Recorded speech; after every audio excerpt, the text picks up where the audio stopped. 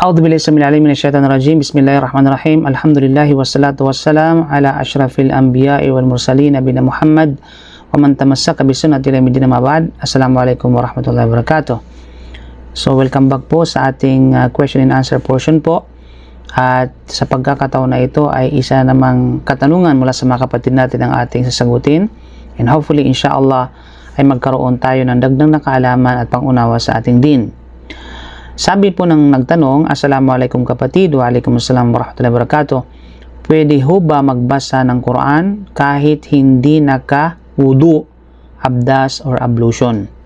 So, ang issue ay ano ang hatol o ano ang sinasabi ng Sharia hinggil sa pagbabasa ng Quran na wala kang wudu, wala kang abdas or ablution. So, sa madaling salita, ito ay pagbabasa sa pamamagitan ng memorya or pagbabasa na hindi hinahawakan ng mushaf o di naman kayo pagbabasa na hinahawakan ng mushaf. So magkakaiba po ang mga ruling dito inshallah at ito ay tatalakayin natin sa video na ito.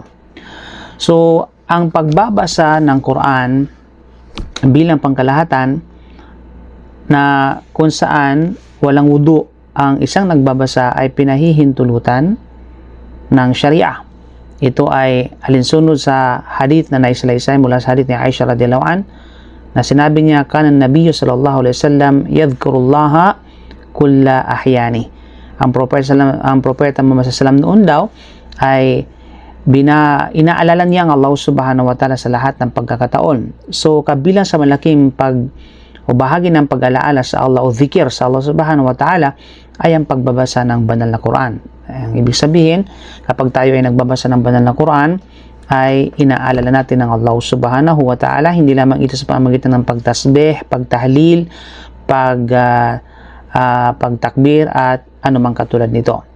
So, ibig sabihin ng Prophet Sallam ay nagbabasa siya ng Quran na wala siyang sabihin nating wudu, no? Wala siyang wudu. Maliban na lamang sa pagkakataon na kapag ang isang tao ay meron siyang junub o meron siyang nasa kalagayan siya ng janaba o nasa state siya ng janaba o tinatawag na junub. Ito yung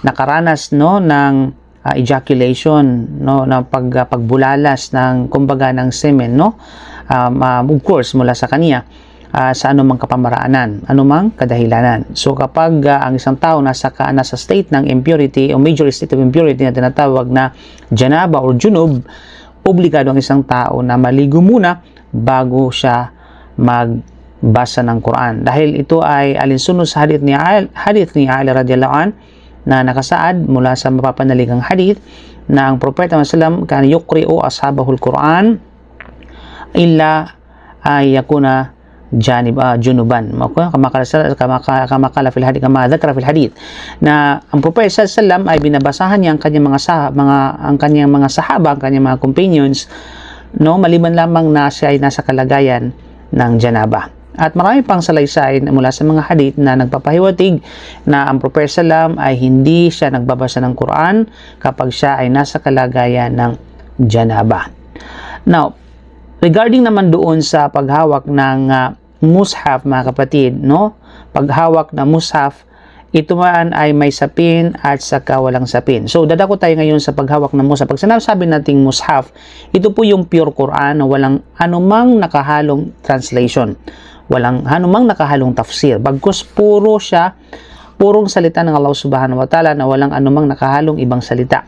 Either ito interpretation, explanation, no, ito man ay pakahulugan sa anumang lingwahe, maging sa tinatawag na Arabic. Kapag hinahawakan ng isang tao ang mushaf, no, na kung tawagin, na kung saan walang biduni hail, walang sapin, kung walang harang, kumbaga ay direktang paghawak ng walang sapin, walang gloves o anumang katulad dito. Okay? Ito po ay sabihin natin ipinagbabawal ni Propeta Muhammad sallallahu alaihi wasallam dahil ito ay nakasaad sa which is mapapanaligang hadith, although hadith mursal, pero ito ay napagkasunduan ng mga ahlul hadith, ng mga ulama, ng mga scholar ng hadith na ito ay katanggap-tanggap at ito ay mapapanaligan na mula sa hadith ni Amr bin Hazm radhiyallahu an na sinabi ni Propeta Muhammad sallallahu alaihi wasallam sa kanya, la yamassul Quran illa tahirun. Walang sinumang pwedeng humawak ng Quran na kung saan maliban lamang na siya ay tahir, na siya ay malinis. Ang sinabing malinis dito, malinis mula sa anumang minor state of impurity, kagaya ng pag-utot, pag-ihi, anumang katulad nito, or major state of impurity, katulad ng janaba. Maliban lamang na siya ay nakapagligo na mula sa state ng janaba. So, hindi pwedeng hawakan ng direktang paghawak ng walang sapin, ng walang tinatawag na sapin. Although, may mga scholar na nagsabi na kahit pa walang sapin ay hindi pwede dahil sa pangkalahatang patunay o katibayan mula sa hadith na nabanggit natin at iba pang mga salaysay, iba pang mga pruweba. Bagamat may mga iba ring mga scholar na sinasabi na maaari kang humawak ng Quran, higit lalo yung mga huyad, higit lalo yung mga mayroong buwan ng dalo, mga kababaihan, mayroong menstruation, ay pwede silang hawakan nilang Quran, binabasa nilang Quran, hinahawakan nila na mayroong silang sapin, mayroong silang gloves, mayroong silang anumang katulad nito, o sabihin nating indirect na paghawak ng Quran. Okay? So hopefully ay meron tayong natutunan inshallah subhanahu wa ta'ala. So sa madaling salita, walang problema na tayo magbasa ng Quran ay hindi hinahawakan.